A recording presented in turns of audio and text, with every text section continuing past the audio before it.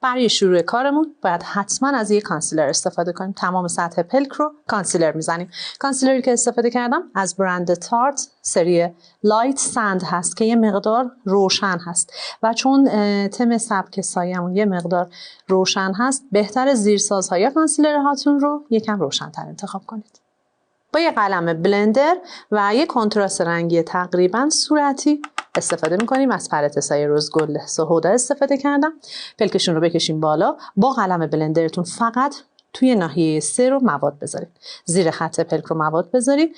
بعد شروع کنید با حرکت‌های دورانی یا همون بلند به سمت بالا یا انتهای ابروتون مواد رو بیارید. یه مقدار میتونید به سایه حالت زاویه دار یا کشش بدید. برای مرحله بعدتون باید حتما از یک پالت سایه رنگ روشن استفاده کنید. از برند میکاپ فوراور استفاده میکنم. یه رنگ خیلی روشن. رنگی که دارم استفاده میکنم رنگ استار شماره 02 هست از برند میکاپ فوراور. ناحیه هایی که دارم کار میکنم و ناحیه کار بردیم ناحیه 1 و 2 هست.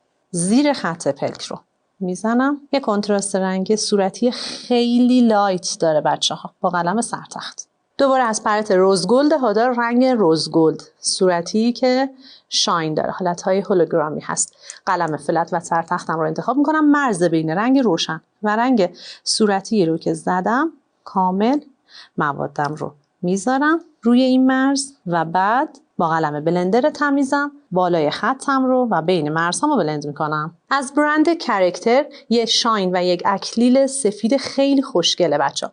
از اون استفاده میکنم روی ناحیه 1 و تا زیر خط ابروم به سمت ناحیه 2 ادامه میدم.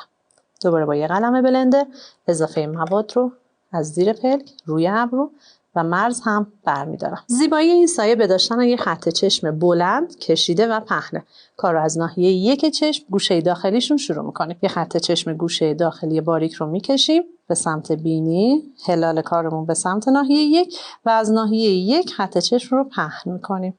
خط باریکش رو میندازیم به سمت ناحیه 3 و بعد داخلش رو مشکی میکنیم. از گوشه داخلی چشم ناحیه 1 موجه میزنیم. موجه‌ای که استفاده میشه باید حتما بلند و پر باشه برای این تکنیک سایه. برای زیر چشمش از همون کنتراست رنگی صورتی لایتی که بالا زده بودیم زیر بن موجه میزنیم. داخل پلکشون رو از مداد مشکی برند استدیو لاور استفاده میکنم. لثه پلک پایین رو و لثه پلک بالا رو مشکی میکنیم. موجه های پلک پایین رو ریمل میزنم خیلی کم و دوباره از رنگ شاینی که استفاده کرده بودیم برای بالا رو نگاه کنید. مرز پلک بالاش برای زیر چشمش هم استفاده میکنیم با قلم فلت و سرتختمون. شاین زیر پلکشون رو تمدید میکنیم.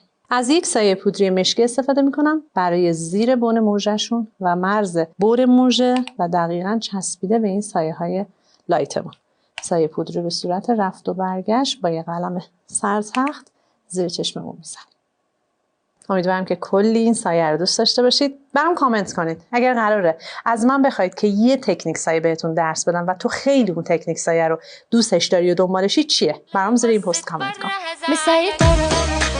همشيك مسطرة هخليك لو شفت في شارع بنت تبص لورا أيوة أنا مسيطرة